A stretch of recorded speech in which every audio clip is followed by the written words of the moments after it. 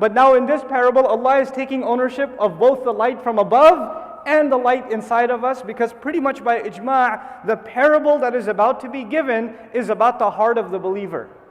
This example that's about to be given is about the heart of the believer, and from the beginning of it, Allah says that is actually Allah's light.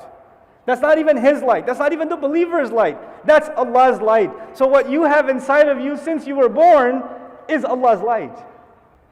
What did the sun represent? Sun represented revelation from Allah, the light of Allah, yes?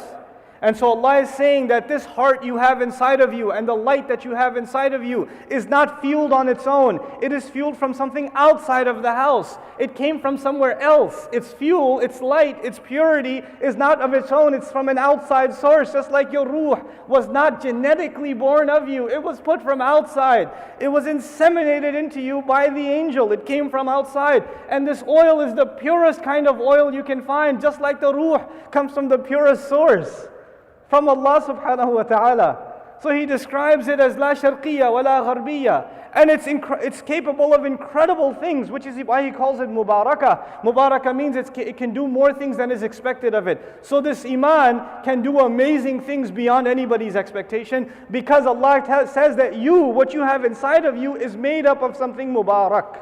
Mubarak means az-ziyada fawqa tawaqqa'.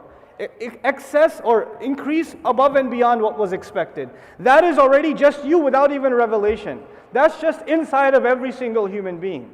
This light was placed inside all of them.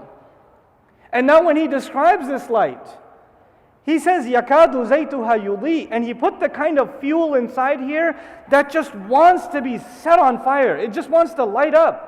Meaning it's not satisfied with the light inside. It wants more. وَلَوْ لَمْ تَمْسَسْهُ نَارٌ, even though fire hasn't touched it, it's a dark room, light hasn't even come yet, and the lamp still looks shiny.